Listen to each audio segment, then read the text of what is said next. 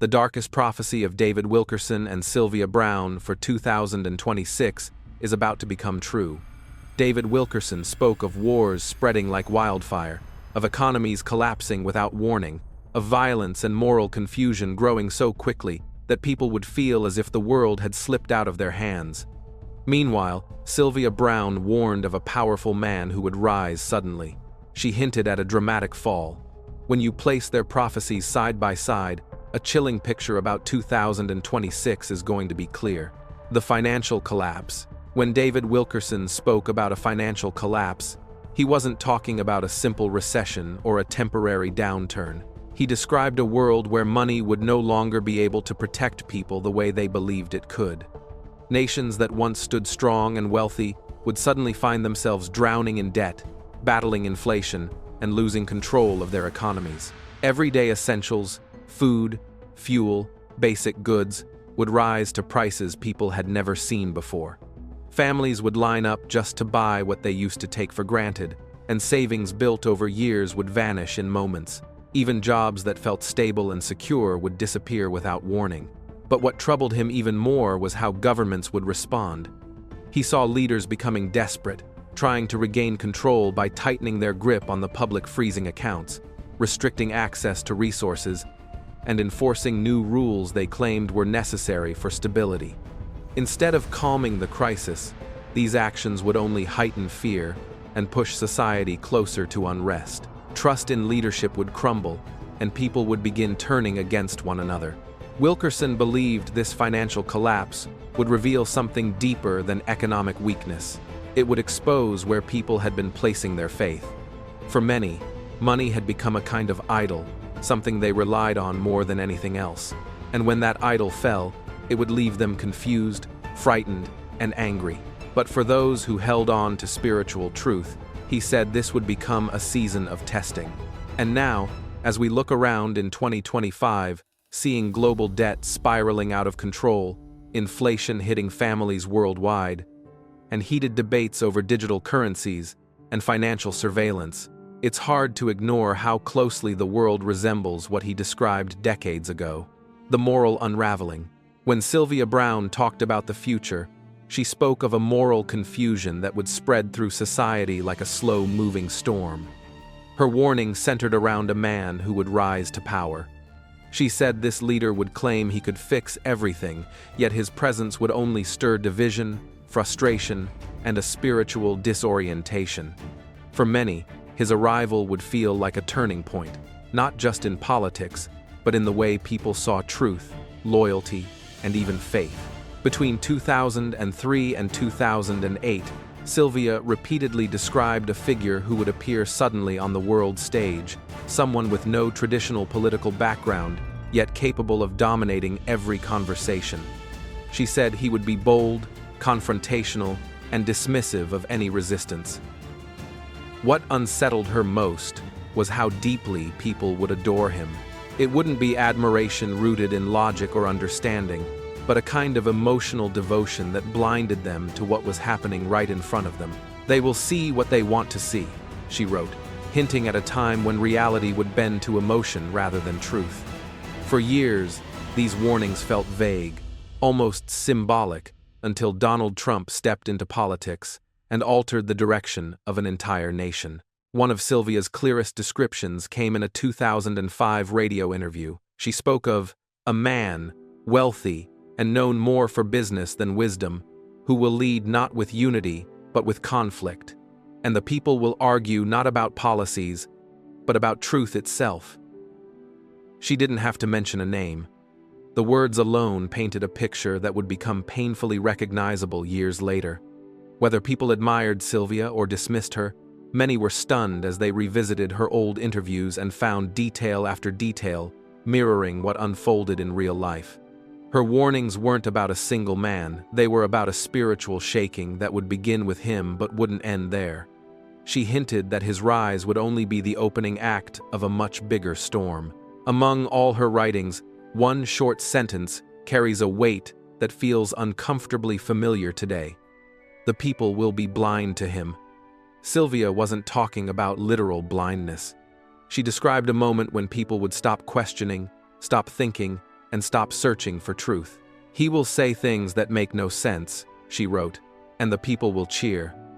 She warned that truth itself would become flexible, bending, depending on who was speaking. Families would divide. Friends would turn against each other. Churches would split down the middle. It wouldn't be outside forces causing destruction. It would be the people themselves. That, she believed, was the most dangerous part. Sylvia never claimed perfection. She openly said some visions were unclear or that timelines could shift. But she repeated one message more than any other. The greatest threat was not the chaos around us, but the damage done inside us if we fell asleep spiritually. Her final instruction was simple yet powerful. Guard your spirit. If they can confuse your soul, they can control your life. David Wilkerson saw something similar unfolding, though from a different spiritual angle. In his vision, one of the most painful truths was the persecution that would rise against genuine followers of Christ. He didn't describe a sudden wave of hatred, but a gradual shift, a growing hostility that would turn faith into something costly. Christians would no longer be viewed as people of hope or compassion, but as obstacles standing in the way of progress. Values once respected truth, purity, humility, obedience would be recast as intolerant or dangerous. Preachers who refused to bend their message would be silenced. Churches that stood firm would face pressure from every direction. This persecution, he said, wouldn't always appear violent. In many places it would be legal, cultural, and social. Believers would lose jobs because of their convictions. Families would fracture. Christian voices would be pushed out of public spaces. And yet, even in the midst of that pressure, Wilkerson saw a surprising strength rising in those who truly loved God. Instead of breaking, they would be refined like gold in fire. Their faith would become deeper, steadier, and more alive. He also warned that not every church would stand firm. Many would choose comfort over truth, softening their message just to avoid conflict. They would adapt to the world's demands, choosing acceptance over obedience, but in doing so, they would lose their power and their purpose. Only the small group, the faithful remnant, those willing to suffer for what they believed, would carry the real presence of God into the future. The spread of sickness. When David Wilkerson spoke about future events, one of the things that weighed most heavily on his heart was the picture of widespread sickness sweeping across the world. He didn't describe it vaguely or symbolically. He talked about real outbreaks, strange illnesses, unfamiliar viruses, and sudden infections that science had never seen before. In his vision, these diseases wouldn't appear slowly or give anyone time to prepare. They would rise almost overnight and move from one country to another with a speed that left the world stunned and completely unready. Wilkerson described a time when hospitals would no longer be places of order and healing, but scenes of exhaustion and chaos. Beds would fill faster than they could be emptied. Doctors and nurses, despite their training and courage, would feel overwhelmed by the wave of patients. Governments, too, would struggle to respond, caught between the need to protect their people and the painful realization that they couldn't control the spread. He said there would come a moment when the fear of disease would grow stronger than the fear of war, a shift that would change how people lived their daily lives. In his vision, the streets didn't fall silent because of conflict, but because of quarantine. Entire neighborhoods stayed behind closed doors, watching through windows as if the air itself had turned into an enemy. The fear wasn't only about the possibility of death, it was the uncertainty, not knowing what the sickness truly was, how it spread, or who might be carrying it. That sense of the unknown, he believed, would shake people more deeply than anyone expected. But Wilkerson didn't stop at the physical effects. He said these diseases would strike at the heart of society, creating emotional and spiritual wounds long before they harmed the body. Panic would spread faster than any virus. People would begin to look at each other with suspicion, even toward friends or neighbors they once trusted. Places that once brought people together, homes, churches, schools, gatherings, would suddenly feel like risks rather than sources of comfort. A quiet, heavy spirit of isolation would settle over cities and nations, changing the way people interacted and lived. What made this vision even more unsettling was Wilkerson's warning about the lack of answers. Despite all the progress of modern medicine, he said there would be outbreaks that left experts confused and searching for solutions that didn't come quickly enough. Treatments would take longer than hoped. Vaccines, instead of calming people, would spark arguments, fear, and deep division. Confidence in leaders, institutions, and even science itself would begin to crack as people struggled to understand who or what they could trust. The silence covers the world. Among all the predictions Sylvia Browne made during her lifetime, the one about the year 2026 stands out as the most haunting. Unlike the typical apocalyptic prophecies that speak of fire in the sky or cities sinking beneath the waves, Sylvia's warning was quiet, almost invisible. She didn't describe the collapse of the physical world, but something far deeper and more personal: the collapse within the human spirit. She wrote that 2026 would mark a turning point, a time when people would begin to feel as if life itself had lost meaning. A strange heaviness would fall over society. People would move through their routines, yet deep down, they would feel empty, disconnected, and unable to explain why. Sylvia wasn't talking about ordinary sadness or mental fatigue. She described it as a global numbness, a quiet erosion of the human soul. What made her words truly disturbing was her insistence that this crisis would not be obvious. The world, on the surface, would look normal. Technology would thrive, governments would function, and daily life would appear steady. Yet, beneath that illusion of calm, humanity would be breaking down from within. Sylvia warned that this would be humanity's greatest test, not a war fought with weapons, but a silent battle for the soul. Only those who stayed spiritually awake, who held on to their faith and sense of inner purpose, would withstand the emptiness that was coming. Sylvia warned that technology would play a role in this change, not as the cause, but as the tool that would speed it up. She believed that humanity's greatest danger wasn't war or disease, but the quiet loss of meaning. The human soul, she said, would start crying out in silence while the world kept getting louder. She also believed that this inner crisis would be mirrored in the natural world. According to her, the earth responds to the state of the human spirit. When humanity loses its balance, the planet begins to reflect that imbalance. In her writings, she described strange weather patterns, unpredictable storms, and seasons that seemed to forget their rhythm. Rain would fall where deserts once stood. The winds would feel different, charged with something that made people uneasy. Science would try to explain it all, but, as Sylvia warned, the data won't capture the meaning. These were not just environmental changes. She said they were spiritual alarms. As 2026 approaches, many have begun to notice that her words don't sound as strange as they once did. Animals behaving oddly, plants dying for no reason, sudden changes in climate, all of these, to her followers, are signs that the earth is trying to speak. It's as if nature itself is warning humanity to wake up before it's too late. But perhaps Sylvia's most unsettling warning was about a new kind of war, not between nations, but between faith and technology. She saw a time when machines would begin to replace what once came from the human heart. People would start trusting algorithms more than intuition, relying on data instead of wisdom, and seeking comfort from screens instead of prayer. Decisions that once came from compassion and reflection would be handed over to code and automation. She didn't oppose technology, she saw its benefits. But she feared that as society became more digital, the human spirit would fade. People would have access to everything: knowledge, medicine, entertainment, yet feel emptier than ever before. What was missing could not be downloaded or manufactured.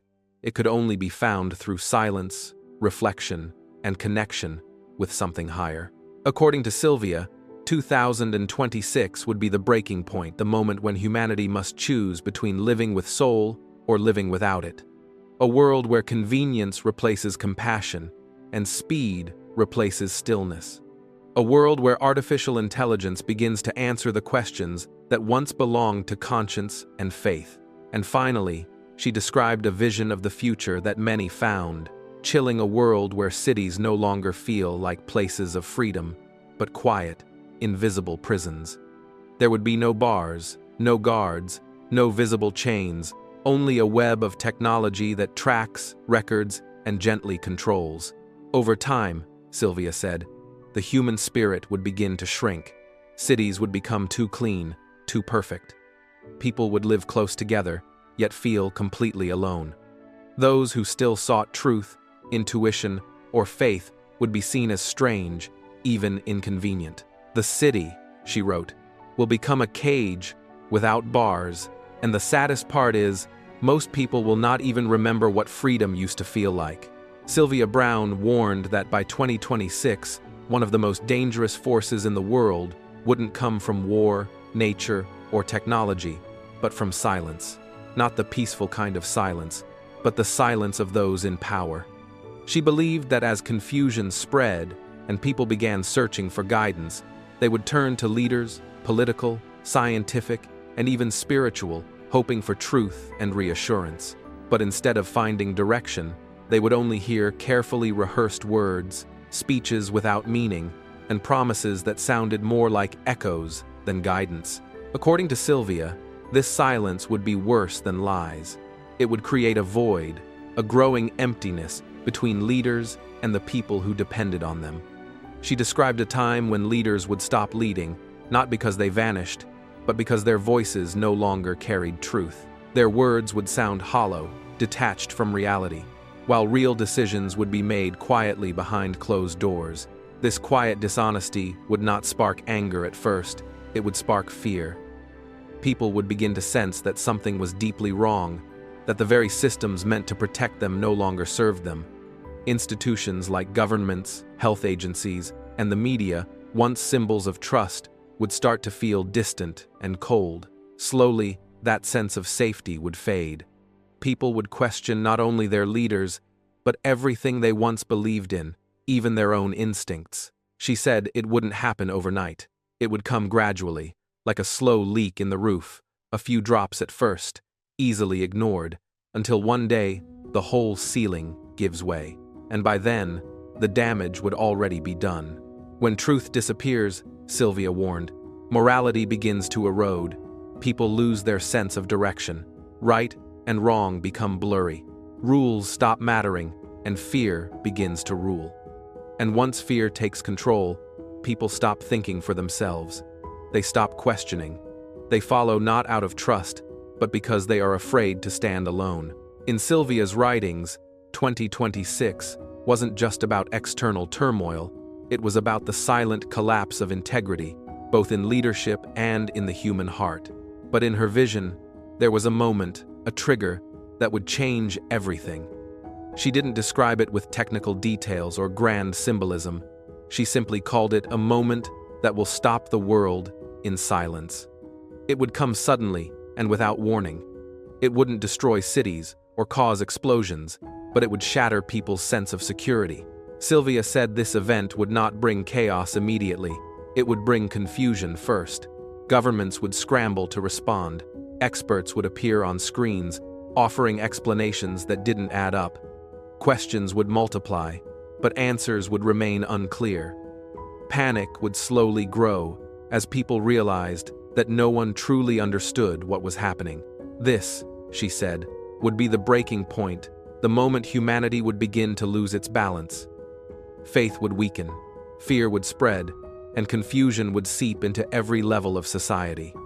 After that, everything would begin to move faster emotionally, spiritually, even technologically, as if the world had been pushed into a new and unfamiliar rhythm. People would withdraw, isolating themselves or surrendering to despair, while others would cling desperately to any belief that gave them hope. The awakening year. Sylvia believed that out of the fear and exhaustion, a quiet awakening would begin. When everything else starts to fail, she said, the human soul starts to remember. People would begin to crave simplicity again, love, faith, kindness, and truth. In her vision, these weren't just abstract ideals, they were the things that would keep humanity alive. As systems collapsed and trust in technology faded, People would begin to look inward and upward. They would turn back to God, to prayer, to each other. It wouldn't happen all at once, and it wouldn't be easy. It would begin in quiet ways, a family reconciling after years of silence, a stranger offering help without expecting anything in return, someone who hadn't prayed in decades whispering their first honest prayer. Sylvia described this as the world's spiritual reset, millions of small awakenings happening at the same time, forming an invisible network of light in a darkened world. People who once felt lost would begin to find purpose again. Those who had lived behind screens would rediscover the beauty of human connection. It would not be fast, and it would not be painless. But through that struggle, humanity would begin to heal. She believed that 2026 would not only test the world, but every individual soul. It wouldn't be a punishment, but a moment of truth when all distractions fall away, and each person must face who they truly are. The masks we wear, wealth, status, reputation, would lose their meaning. What would remain is the raw truth of the spirit, either anchored in faith or adrift in emptiness. Sylvia warned that this spiritual test would quietly divide humanity, not by religion, politics, or race, but by choice. Some would return to faith, humility, and compassion. Others would harden their hearts and cling to pride and control. This division wouldn't be visible, but it would be felt in how people treat one another, in the energy of communities, in the growing contrast between peace and unrest. For those who had quietly nurtured their faith, Sylvia said, protection would come not necessarily from external events, but from within. They would remain calm while others panic, hopeful while others despair. The ones who prepared their souls, she wrote, will stand, because their strength does not come from this world. Then came one of her most mysterious predictions, a revelation from the sky. Sylvia didn't describe it as a weapon, a natural disaster, or an alien encounter. She simply said it would be something everyone would see, few would understand, but all would feel. Something that would challenge the limits of human explanation. It wouldn't bring destruction, but it would change everything, the way we see the universe and our place within it. Some would see it as a divine sign, a reminder that we are not alone, that something greater is watching over us. Others would react with fear, unable to accept that life might be more mysterious than they believed. But for those who were ready, she said, this moment would bring peace, not comfort, but clarity. The peace of knowing that nothing happening is random, that even in chaos, there is design. Sylvia called this moment the beginning of the end of confusion. After years of silence, fear, and uncertainty, she believed this revelation would remind humanity that we are never truly forgotten. And despite all her warnings about darkness, control, and collapse, Sylvia Browne ended her vision not with despair, but with hope.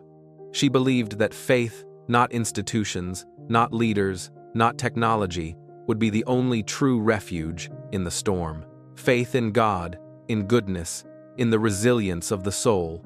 She wrote that no government would save us, no invention would fix what's broken inside. The only thing strong enough to carry us through would be faith, the quiet, unshakable trust that even when the world feels like it's falling apart, there is still meaning, there is still light. In her final message, Sylvia reminded humanity that survival isn't just physical, it's spiritual. The ones who endure will not be the richest or the most powerful, but those who remember how to pray, how to forgive, and how to love. Those who keep the flame of hope alive when everything else turns to shadow. For her, 2026 was never about the end of the world. It was about the awakening of the soul. She wrote, when the world trembles, faith will rise. The soul anchored in truth will not fall, it will shine. When David Wilkerson spoke about the collapse of morality, he wasn't exaggerating or trying to create fear. He said he saw a time coming when sin would no longer hide in the shadows. Instead of being something people were ashamed of, it would be openly celebrated. Bad behaviors would be applauded. The most troubling part, he said, was not the sin itself, but the loss of conviction, a nation whose conscience had gone completely numb. In his vision, Addiction was no longer limited to dark alleys or struggling neighborhoods. It spread everywhere, in suburbs, in schools, and even among people with successful careers. Violence would become something people expected rather than something that shocked them. Gangs would grow, anger would fester in young hearts, and many would drown their pain in substances or reckless behavior. Police would be overwhelmed, and families would feel helpless. The cries for help would echo through communities, but society would be too numb, too distracted, or too divided to respond. Wilkerson warned of a deeper spiritual sickness spreading through immorality. He spoke of a time when confusion about identity, sexuality, and purpose would become widespread. Children would be exposed to ideas and images far beyond what their minds could handle. Entertainment, once lighthearted and meaningful, would become darker and more disturbing, reflecting the emptiness that had settled into people's hearts. He warned that the family, the foundation of society, would start to weaken. Marriage would lose its meaning. Respect between generations would fade. Parents would feel powerless as cultural voices grew louder than their own. Neighborhoods that once felt safe and warm would turn into places marked by fear, distrust, and loneliness.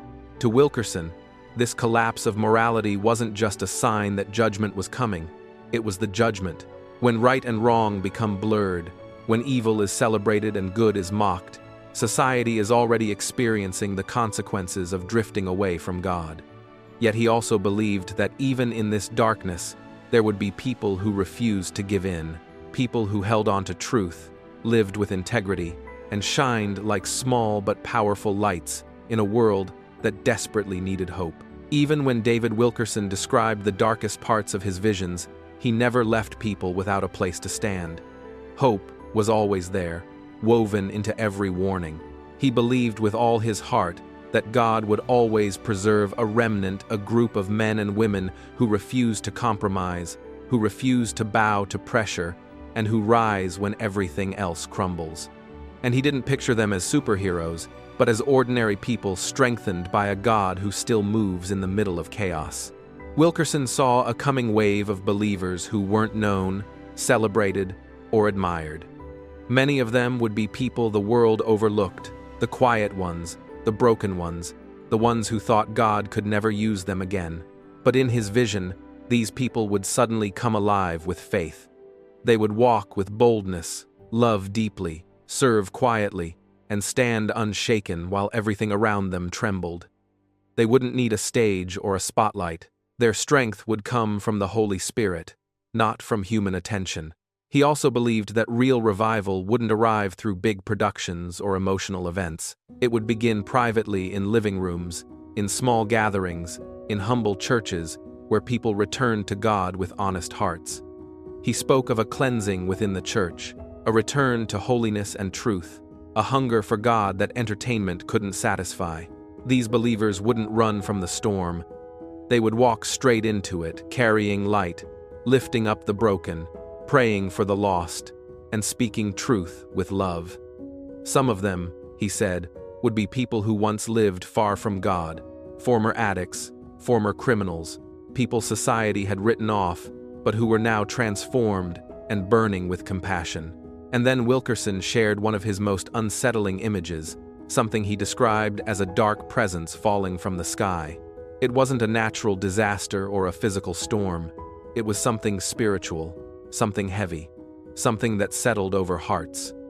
He spoke of a wave of darkness descending on nations like an unseen mist, tightening its grip slowly until people no longer felt conviction. Hearts would grow numb. Truth would sound offensive. And instead of turning to God, society would chase man-made solutions, politics, technology, even deceptive forms of religion, hoping they could fill the emptiness. But none of those answers would work. They would only deepen the void. He also mentioned strange signs in the heavens, disturbances that would confuse scientists and unsettle leaders. He didn't give specifics, but he said clearly that when the sky begins to change and the world pauses in fear, it's not a moment to panic, it's a call to pray. Wilkerson believed that God always warns before judgment, and these signs were meant to shake people awake, not to crush them. He often spoke about another kind of darkness, the silence of leaders. Both political and religious voices would grow quiet at a time when truth was desperately needed. It wasn't the silence of confusion, but the silence of refusal. Leaders would choose convenience over truth, popularity over responsibility. And while the world trembled, many pulpits would avoid speaking about repentance, holiness, or spiritual warfare.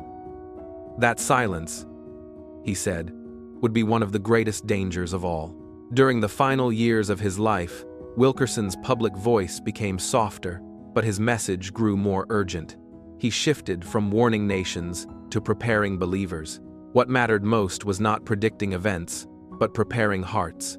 He urged people to return to prayer, to holiness, to a faith that could stand when the world shook. What burdened him wasn't buildings, crowds, or programs. It was the condition of the heart.